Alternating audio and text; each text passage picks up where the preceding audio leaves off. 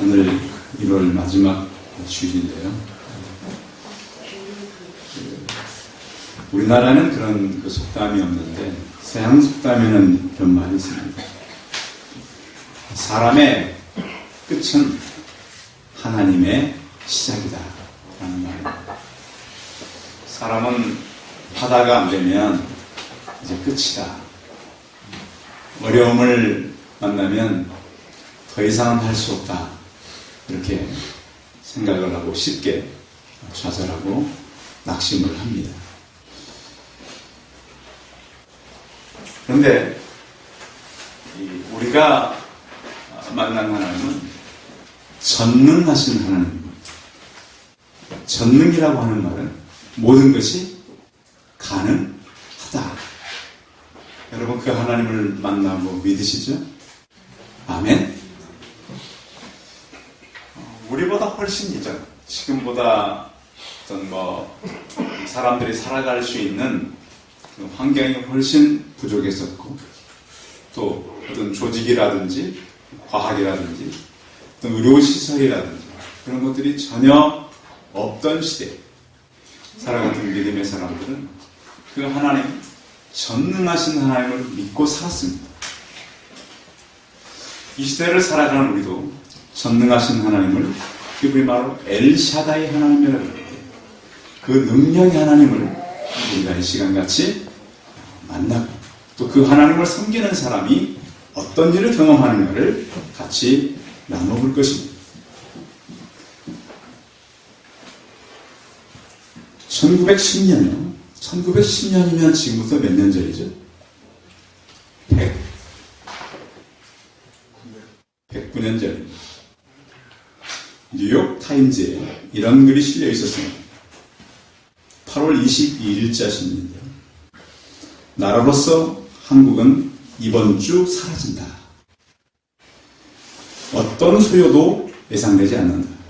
철저한 경찰 통제 때문에 한국인들은 현재 무슨 일이 일어날 것인지 전혀 모른다. 소제목엔 이런 글이 실려 있었습니다. 일주일 내에 은둔의 왕국, 대한제국은 역사적 용어가 되겠고 1200만의 인구는 일본에 더해지며 잉글랜드만한 크기의 영토는 일본 제국의 한 부분이 될 것이다. 그때 사실이었습니다. 그런가 하면 영국의 유력한 더 타임즈에는 그해 8월 25일날 일본의 한국 병합이 언제든 실현되리라는 것은 이미 예견되어 왔습니다. 전혀 놀라운 일은 아니다. 대영 제국은 영일 동맹에 따라 일본이 한국에서 우월한 정치, 군사, 경제적 이익을 갖는다는 것을 인정했었다고 보도했습니다. 영국 더 타임즈의 관심은 한국이 아니라 한국에서 영국의 경제적 이익에 관한 거였습니다. 그 당시 이 황성신문에는 이런 글이 실려 있었습니다. 4000년 역사, 짧게는 500년 사직의 대한제국이 하루아침에 망한다.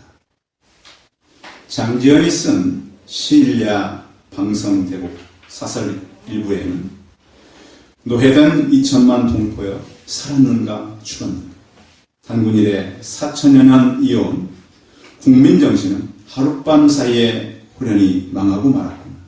원통하고 원통하다 동포여 동포여. 109년 전에 이 땅의 상황은 이랬습니다. 그런데 참 놀라운 것은 지금 그 대한민국이 어떻게 돼 있죠? 그때는 망했습니다. 큰 전쟁도 있었습니다. 다시 우리는 일어났습니다. 이게 우리의 힘입니까? 얼마 전에 영국의 한 기자가 그런 얘기를 했습니다. 글을 썼습니다. 20세기의 두 가지의 기적은 저쪽 지중해 끝에 이스라엘이 국권이 회복된 것이고, 이쪽 대륙의 동쪽 끝에 대한민국이 국권이 회복된 것이다. 참 놀랍죠. 그래서 대한민국과 이스라엘은 많은 연관성이 있습니다. 출애굽의 사건을 통해서 우리는 어떠한 위기와 어려운 일을 만난다 할지라도 우리는 뭘 묵상해야 되는가? 이스라엘도요, 참 어려움이 많았습니다. 그런데 그 어려운 때에 하나님은 꼭 중요한 인물들을 키워냈습니다. 그래서 대한민국의 신앙의 전성기는 바로 일제시대 때와 일제강점기 때와 6.25 그 무렵이라고 합니다. 그 이후에 온전한 신앙이 많이 일어나지 못했다는 거죠. 성경의 인물들도 그랬습니다. 이스라엘이 어려움을 만났을 때 가장 큰 인물들은 그때 나타났던 것입니다. 잠언서에서는 모든 산자들 중에 있는 자들에게는 누구나 소망이 있음, 산 개가 죽은 사자보다 낫기 때문이라. 이스라엘은 개를 굉장히 경멸히 여기는 나라인데요. 왜냐하면 죽은 것은 사자라 할지라도 의미가 있다는 거 없다는 거? 없다는 거. 이미 죽은 것, 사라진 역사는 의미가 없다. 비록 비천하다 할지라도 지금 살아있는 사람들이 기회가 있다는 거예요. 우리가 어렵기도 하고 힘들기도 하지만 내가 살아있는 한은 기회가 있다고 믿으셔야 돼요. 우리의 믿음은 항상 기회를 주셔요. 우리의 생명이 끝날 때까지 하나님은 항상 기회를 우리에게 주시려고 하고 있어요. 이스라엘이 하나님의 도우심으로 430년 동안 종살이를 하다가 해방이 돼서 그 땅을 나왔어요. 처음에 이스라엘 백성들이 애국으로 갈 때는 요셉이 총리였기 때문에 극진한 환대를 받았어요. 그 총리의 가족들이니까 땅도 아주 좋은 땅, 비옥한 땅, 고센 땅을 제공받았어요. 그런가 하면 그들의 어떤 그 좋은 조건들 때문이기도 하지만 하나님의 축복으로 자손들이 번성하기 시작했어요. 그 역사에 그렇게 많은 인구가 정말 가능할까 할 정도로 많은 백성들이 태어나기 시작했어요. 그런데 하나님은 그들을 계속 그 애굽에 둘 수 없었어요. 애굽 사람이 처음에는 잘 해줬지만 나중엔 그들이 다 애굽 사람의 종들이 되고 말았어요. 종들이 되니까 너무 힘들어서 하나님 우리를 해방시켜달라고, 우리를 보내달라고 기도하기 시작했어요. 하나님은 하나님의 지도자 모세를 보내셔서 그들을 10재앙을 통해서 애굽에서 나오게 하셨습니다. 장정만, 남자 장정 60만, 어림잡아 200만의 사람들이 애굽에서 나오게 됐습니다. 나올 때 이 사람들만 나오는 것이 아니고 많은 가축과 금은 폐물과 종들도 같이 이 사람들을 따라 나왔습니다. 그런데 430년을 애국에서 살면서 문제는 이들의 어떤 생각이 너무 종의 생각으로 굳어 있었다는 거예요. 종의 근성으로 이들이 계속 남아있었어요. 그래서 하나님께서 이 사람들을 이끌어 가는데 그들이 지금 가지고 있는 생각을 가지고는 도저히 안 되었던 거예요. 그래서 그들을 광야로 몰아내시고 이제 그들이 위기 앞에서 어떻게 행하는가를 우리는 보게 되는 것입니다. 이스라엘 백성들을 이렇게 애굽 사람들이 보내고 나서 처음에는 재앙 때문에 힘들었는데 이스라엘 사람들이 가지고 있는 이 노동력이 굉장히 많았잖아요. 그냥 다 이스라엘 사람들을 애굽 사람들이 돈을 주면서 이 종살이 한 거 아니에요. 그냥 당연히 종살이를 한 거예요. 애굽 사람들이 하지 않던 일을 이스라엘 백성들이 하고 있었는데 그 사람들이 다 이제 없어져 버린 거 아니에요. 우리나라에도 그 3D 업종이라고 하는 일이 있잖아요. 더럽고 힘들고 또 위험한 일은 하지 않는다. 물론 우리나라 요즘에 젊은 사람들이 직장이 없다고도 하지만 그래도 우리 그 나라에 보면 외국인들이 와서 일을 많이 하잖아요. 봉급도 보면 꽤 받아요. 어떻게 보면 이 선택의 어려움인 것 같기도 하고, 물론 이제 젊은 사람들이 추구하는 그 삶은 좀 다르겠죠. 근데 아무튼 힘든 일을 그렇게 하다가 그 사람들이 빠져나갔기 때문에 애굽왕 바로로서는 도저히 이것을 포기할 수가 없었어요. 그래서 처음에는 가라 그랬다가 다시 그들을 붙잡으러 오는 겁니다. 그런데 이 문제는 이스라엘 백성들이 이 애굽에서 빠져나가면서 좀 도망갈 수 있는 그런 곳으로 가서 진을 친 것이 아니고, 오늘 성경에 보면 그들이 도저히 도망갈 수 없는 10절 앞절 9절인데요. 같이 읽어봐요. 10절의 앞절 9절 같이 읽어봅니다. 시작. 애굽 사람들과 병거들과 그 마병과 그 군대가 그들의 뒤를 따라 바알스몬 마다를 편 비아힐롯 곁 해변 그들이 이치네. 그들의 장막이 해변 옆이에요. 그러니까 한쪽에서 군대가 몰아붙이면 도망갈 곳이 어디예요? 바다밖에 없어요. 아주 여러분 배수진을 친단 말이 있죠.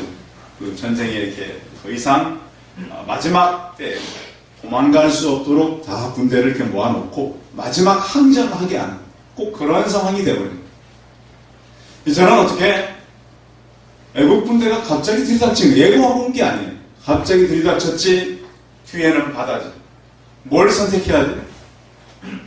잡혀도 군인들이 오는 것을 왜 오는 거예요? 물론 잡아도 가겠죠. 근데 대부분 군인들이 오면 죽이는 겁니다. 도망은 어디로 가야 돼요? 바다. 이스라엘 백성들이 애굽에서 살았기 때문에 이 바다에 또 잘 적응할 수 있는 그런 사람들도 아니에요. 그 자리에 있어도 죽고 도망가도 죽고. 이제는 그렇다고 이스라엘 백성들이 좋은 군대가 있는 것도 아니에요. 그래서 어느 국가든지 군대는 꼭 주는 거 아니겠습니까? 위기 때를 생각해서. 이제는 살았다고 볼 수 없는 그런 상황을 이 사람들이 맞게 된 것입니다. 이런 상황 속에서 이 사람들이 하나님께 물론 기도했겠죠. 그런데 그보다 먼저 했던 것은 모세를 향한 불평이었습니다.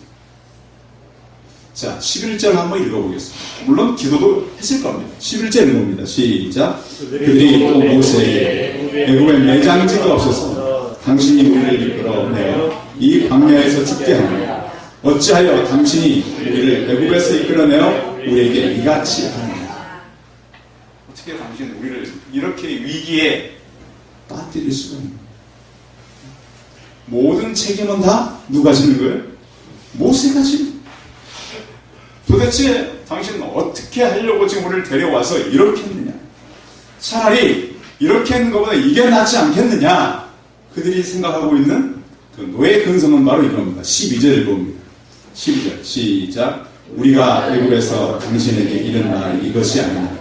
이르기를 우리를 내버려 두라. 우리가 애굽 사람을 섬기는 것이 하지 아니하느냐. 애굽 사람을 섬기는 것이 광야에서 죽는 것보다 낫겠다. 차라리 죽는 것보다 종살이 하는 게 낫다는 거죠. 대부분 종살이 하는 것도 참 쉽지는 않았어요. 왜냐하면 그 사람들이 했던 일들이 벽돌 만드는 일 아니었습니까? 교육이 어디 있고 어떤 여가가 어디 있었습니까? 그냥 책임량을 다 해야 되는 그런 끔찍한 일이었어요. 그런데 위기를 만나니까 다시 차라리 그게 낫겠다. 이렇게 모세에게 항변하는 거죠. 이런 부정적 시각은 위기를 만난 믿음의 사람들, 하나님을 섬기는 사람들에게도 나타난다는 거죠. 백성들은 이제 이것을 어떻게 해결할까 하기보다는 모세를 향한 불평과 불만만 가득 차서 차라리 우리를 애굽에 두지 왜 이곳에서 죽게 하느냐, 이런 불평의 말들만 가득 모세에게 가지고 간 겁니다. 작년 다니엘 기도회, 우리 보림교회에서 하는 기도회 있잖아요. 그때 이제 어느 사업하는 대표가 나와가지고 이런 얘기를 했습니다. 여러분 본죽 아시죠? 본죽. 최복이 대표라고 하는 분이 나와서 그런 간증을 했어요. 자기가 그 일을 하면서 자기 큰 문제는 자기 말에 문제가 있다는 걸 알았다는 거예요. 많이 아프기도 했지만 그의 말은 굉장히 도끼가 있고 부정적이고 비판적이었다고 합니다. 그리고 사람은 누구나 쓴뿌리라는 게 있어요. 가슴에. 구원은 받았지만 성숙하지 못하면 과거의 쓴뿌리가 사람을 통해서 나오게 됩니다. 이스라엘 백성들이 마치 불평과 불만한 것처럼 자기가 그런 삶을 살았다고 합니다. 그래서 중요한 것은 자기가 그것을 깨달았습니다. 어떻게 깨달았냐면 자기 말 때문에 사람들이 상처를 입는 걸 알았다는 거예요. 그래서 이분은 참 다행인 것이 자기 말을 체크해 본 거예요. 여러분은 여러분이 쓰는 말을 체크해 봅니다. 자기 말을 체크해 보니까 하나님의 언어, 축복의 언어, 성령의 언어, 생명의 언어, 긍정적인 언어, 감사의 언어는 하나도 없었다는 거예요. 이분이 몸이 많이 안 좋았어요. 아프다 보니까 굉장히 삐뚤어진 말, 상대방의 상처내는 말, 그러다 보니까 자기 인생도 삐뚤어지고 자기도 상처를 받았더라는 거예요. 그러니까 말이 우리에겐 얼마나 중요한지 몰라요. 그래서 이분이 그렇게 생각했다는 거예요. 내 말을 바꿔야 되겠다. 하나님의 말씀. 그래서 말씀을 읽으면서 그때부터 말씀을 읽고 쓰고 외웠다는 거예요. 내가 말씀대로 살아야 되겠구나. 자꾸 과거의 용어, 불평의 용어, 흉보는 용어. 여러분 다른 사람들 흉 많이 보시죠? 자기는 그러면 흉볼 게 없나요? 그렇지 않아요. 자기도 문제가 더 많은 사람들이 흉을 많이 볼 수 있어요. 그래서 그때부터 자기 말을 바꾸기 위해서 이번에 이렇게 바꿨더니 자기가 하는 말에 생명력이 붙더라는 거예요. 무슨 약이 붙어요? 생명력. 이게 중요한 차이예요. 내 말에 생명력이 붙는다는 걸 깨달은 거예요. 불평하던 사람이 그래서 하나님의 말씀이 내 입술을 통해서 나갈 때도 좌우에 날선 검거하구나를 알았다는 거예요. 그래서 그렇게 살았는데 이 본죽이라는 이름도 새벽 기도하다가 하나님 주신 거예요. 기도하다가. 지금은 1호가 시작된 이후 그렇게 오래되진 않은 것 같아요. 무릎 꿇어 기도하고 1800개의 매장을 가지고 있어요. 엄청나죠. 시작은 불평을 말씀의 능력으로 바꾸는 거예요. 성도 여러분, 어떤 일이 어렵고 위기를 만난다 할지라도 여러분의 입술에서는 하나님을 향한 긍정적이고 믿음의 말들이 있기를 바랍니다. 그런가 하면 하나님은 그들을 살리기 위해서 생명의 위기를 그들이 넘길 수 있도록 준비해 놓은 것이 있다는 거예요. 하나님께서는 뭘 준비했는가? 이렇게 군대가 쳐들어올 때 하나님께서는 가만히 있지 않았습니다. 자, 모세에게 이렇게 말씀하고 있습니다. 자, 13절 13절 시작. 모세가 백성에게 이르되 너희는 두려워하지 말고 가만히 있어서 여호와께서 오늘 너희를 위하여 행하시는 구원을 보라. 너희가 오늘 본 애굽 사람을 영원히 다시 보지 아니하리라. 두려워하지 말고 여호와께서 너희를 위하여 행하시는 뭘 보라? 구원을 보라. 우리는 그런데 문제가 생기면 그 문제가 하나님보다 더 커요. 내가 얼마나 중요한 사람인 걸 문제 때문에 잃어버리는 거예요. 오늘 교회 올 때 여러분 어떤 문제를 갖고 왔습니까? 내가 해결할 수 없는 문제를 갖고 왔다 할지라도 전능하신 하나님을 의지하시기 바랍니다. 모세에게 다가오셔서 지금 아무 일도 일어나지 않았어요. 일어나지 않았지만 두려워하지 말고 구원을 보리라. 이 말을 붙잡으시기 바랍니다. 6.25 때 우리가 땅을 다 잃고 이렇게 북한에 의해서 조금 낙동강 그쪽만 남았을 때 그 메가더 장군이 가져온 일본 쪽으로서 가져온 모든 배가 261척 엄청나게 가져갔죠. 261척으로 10만의 군사를 인천으로 옮겼습니다. 자, 만약에 이 홍해를 배로 건넌다면 생각해 보세요. 사람의 방법이 생각 안 나잖아요. 바다를 여러분 뭘로 건널 거예요? 노인들과 어린아이까지 뭐로 건널 수 있어요? 배밖에 없어요. 배. 그런데 하나님은 지금 배로 건너게 하는 것이 하나님의 방법이 아니라 어떤 것이 하나님의 계획이죠? 자, 성경 읽어봐요. 자, 16절 시작. 지팡이를 들고 손을 바닥으로 내밀 그것이 갈라지게 하라. 이스라엘 자손이 바다 가운데서 마른 땅으로 행하리라. 사람들의 생각은 도저히 안 되고 죽을 수밖에 없지만 하나님은 어떤 땅으로 건너게 하신다고요? 마른 땅으로 건너게. 이게 하나님의 방법입니다. 지금도 패턴은 저는 똑같다고 봅니다. 우리는 어떤 문제가 생기고 위기가 생기면 하나님 이렇게 해주세요라고 기도하지만 지금 이스라엘 백성들이 불을 짓고 있어요. 사람은 위기를 만나면 불을 지을 수밖에 없어요. 자, 10절 다시 읽어봐요. 10절 시작. 바로가 가까이 올 때 이스라엘 자손이 눈을 들어본즉 애굽 사람들이 자기들 뒤에 있는지라 이스라엘 자손이 심히 두려워하여 여호와께 부르짖고. 자, 뭐라고 부르짖을까요? 뭐라고? 살려달라고. 위기를 만나면 사람들 그러잖아요. 뭐 살려? 사람 살려 그러는 거죠. 사람 살려. 하나님을 안 믿는 사람들도 위기가 만나면 다 버리고 하나님 살려달라고 그러잖아요.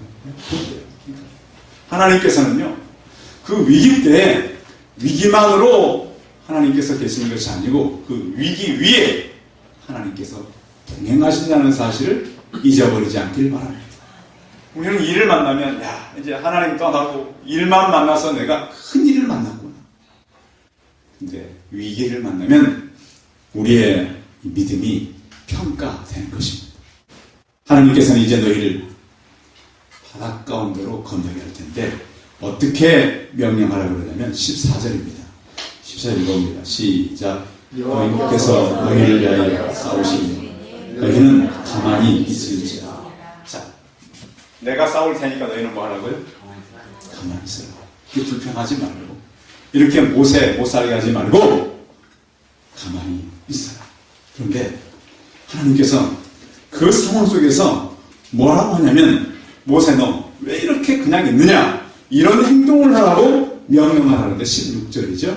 16절 읽어봅니다. 시작. 여호와께서 모세에게 15절 시작. 여호와께서 모세에게 이르시되 너는 어찌하여 내게 부르짖느냐 이스라엘 자손으로 명령하여 앞으로 나아가게 하라고. 왜 기도만 하고 있느냐, 왜 부르짖고만 있느냐. 이제 뭐 하라고요?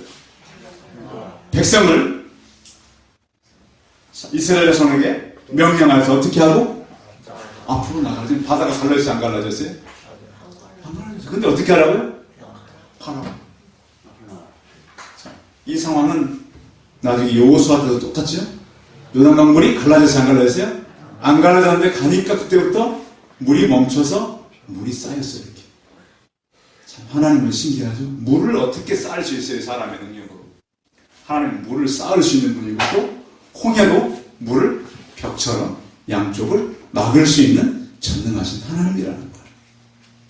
하나님께서는 이렇게 어떤 위기를 만난다 할지라도 살 수 있는 하나님의 방법을 준비해 놓으셨습니다. 우리나라가 여러 번 위기가 있었지만 하나님은 그 위기를 다 바꾸셨습니다. 최근에 나온 가스펠송 중에 역전대리라는 가스펠송이 있어요. 기도를 멈추지 마. 눈앞의 상황이 마음을 눌러도 원망하지 마. 너의 입을 지켜라. 저들은 너의 입을 보고 있다. 마음을 뺏기지 마. 내가 너를 도우지 않는다는 소리. 너의 모든 게 불리해도 너는 기도를 계속하라. 너 기도를 멈추지 마. 내가 너의 모든 상황을 바로 역전시키니 너 기도를 멈추지 마. 내가 잠시 쉬지 않고 모든 걸 지켜보고 있으니 바로 역전되리라. 아멘. 저는 우리 성도들의 모든 상황이 역전되길 바랍니다. 성경의 모든 것은 역전의 하나님, 모든 상황을 바꾸시는 전능하신 하나님입니다. 그 하나님은 어느 때 일하시는가? 24절 좀 뒤로 와서 24절 같이 읽어봅니다. 24절 시작. 새벽에 여호와께서 불과 기둥 가운데에서 애국 군대를 보시고 애국 군대를 어지럽게 하시며. 자, 하나님의 일하셨는데 어느 때 일하셨다는 거예요? 새벽에 일하셨어요. 성경에 보면 예수님이 오실 때 어느 시간에 오셨죠? 이 땅에 초림하실 때 새벽에 오셨어요. 부활한 시간도 새벽에 오셨어요. 이제 뭔만 남으셨죠? 재림. 날짜는 우리가 모르는데, 날은 몰라요. 근데 많은 기도하는 분들이 초림도 그때 일어났고 부활도 그때 일어났기 때문에 재림도 그때 될지 모른다. 알지는 못하지만, 근데 문제는 우리의 믿음의 시간대라는 거예요. 여러분의 믿음의 시간대는 잠자는 때입니까? 새벽에 기도하는 때입니까? 어느 때세요? 성도 여러분, 여러분의 때를 기도의 전성기를 만드시기 바랍니다. 아, 우리 아버지 때, 우리 할머니, 할아버지 때 정말 그분들은 문제를 만날 때마다 기도로 이겼어. 하나님은 그때마다 일하셨어. 아멘. 그런 간증들을 남기는 믿음의 전성기에 사람들이 되시기 바랍니다. 문제는 적게 올 때가 없어요. 그리고 우리가 가는 길은 쉬운 길이 없어요. 어떤 분이 저에게 그래서, 목사님, 어쩌면 제 인생은 하나도 그냥 지나가는 것이 없어요. 제가 그랬습니다. 저도 그렇습니다. 저도요. 어떤 문제를 만나면 하나도 그냥 지나가는 것이 없어요. 근데 문제를 만날 때마다 저도 어떤 그 위기를 만나는 걸 직감하고 믿음이 없었던 건 아니에요. 근데 위기를 만나면 넘어졌던 건 사실이에요. 근데 하나님은 다시 일어나게 하시고 일으키셨어요. 성도 여러분, 기독교는 역전의 종교예요. 두려워하지 말고 그 문제 앞으로 나가시기 바랍니다. 우리는 문제를 만나면 자꾸 피하려고 해요. 그런데 하나님은 오늘 지금 그 문제의 바다를 향해서 나아가도록 명령해라. 하나님의 온유한 음성은 늘 우리에게 속삭입니다. 내 마음을 두드립니다. 주님을 영접하고 피하지 말고, 우리가 곁길로 피해도 주님은 마음속에 오시고, 주님을 맞을 때 주님을 영접하고 그 주님과 앞으로 나가시기 바랍니다. 여러분의 인생의 시간을 하나님이 일하는 새벽의 시간대로 바꾸시기 바랍니다. 하나님께서는 군대를 어지럽게 했고 그들을 살렸습니다. 우리 앞에는 어떤 홍해의 문제가 있습니다. 절망이 아닌 믿음으로 절망을 바꾸시기 바랍니다. 절망이 아무리 파도처럼 밀려온다 할지라도 저는 그런 생각을 했습니다. 홍해 앞에 섰던 모세, 끝없이 파도는 밀려옵니다. 성도 여러분, 바닷가에 나가보셨죠? 바닷가에 섰으면 뭐가 밀려오죠? 파도. 그 파도가 멈추는 날이 있나요? 한 번도 파도는 멈추지 않아요. 똑같은 파도는 또 한 번도 없어요. 파도는 밀려올 때마다 다른 거예요. 그런데 그 많은 문제 앞에, 그 많은 다가오는 절망 앞에 우리가 지치는 것이 아니라 절망이 지치도록 인내하시기 바랍니다. 뿐만 아니라 우리는 어떤 잘못된 생각이 올 때 생각이 아닌 믿음으로 우리의 생각을 바꾸시기 바랍니다. 요한복음 6장에 보면 사람들이 광야에 모였을 때 먹을 것이 없었습니다. 예수님께서는 빌립을 시험코자 하기 위해서 너희에게 무엇이 있느냐고 물어봤습니다. 이것은 빌립을 시험코자 함이었습니다. 200데나리온의 떡이라도 부족할 것입니다. 200일 사람들이 가서 일한 것만큼의 음식을 얻어 부족할 것입니다. 그런데 예수님은 그 모든 것들을 하나님께 간구하고 감사함으로 그것들을 해결하셨습니다. 또한 불평이 아닌 믿음이 우리에게 요구됩니다. 요한복음 5장에 보시면 38년 동안 누워있던 환자의 그 치유가 나오고 있습니다. 예수님, 나를 먼저 데려줄 사람이 없어요. 누군가 나를 갖다 도와줄 사람이 없어요. 주님께서는 그를 낫게 하시고 다시는 심한 것이 생기지 않도록 부탁을 하셨습니다. 하나님께서는요, 절망하고 있는 모세와 이스라엘 백성을 찾아오셨습니다. 사람의 끝은 하나님의 시작입니다. 나는 끝났다. 나는 실패했다. 나는 망했다. 그러지 마시고 내가 그렇게 있을 때 하나님은 일하시는 하나님, 하나님 다시 용기를 가지고 찾아오시는 하나님, 어떠한 홍해가 있다 할지라도 그것으로 나가라고 말씀하신 하나님, 새롭게 일하실 하나님을 바라보고 하나님의 시작을 믿음의 눈으로 바라보는 서울의 성도들이 다 되시기 바랍니다. 기도하겠습니다. 살아계신 하나님, 이스라엘 백성들이 홍해 앞에서 불평하고 불만하며 차라리 애굽에서 죽는 것이 낫다라고 말합니다. 그러나 하나님은 모세에게 다가오셔서 너희를 위하여 내가 싸울 테니 너희는 가만히 있으라고 말씀하십니다. 살아계신 하나님, 우리의 모든 절망과 끝은 하나님의 시작임을 믿음으로 받아들이게 하여 주옵시고, 우리가 살아있는 동안은 하나님의 일할 기회가 있음을 깨닫게 하여 주옵시고, 우리 평생에 하나님이 일하시고 문제의 홍해를 건너는 우리가 되게 하여 주옵소서. 주 예수 그리스도의 이름으로 기도하였습니다. 아멘.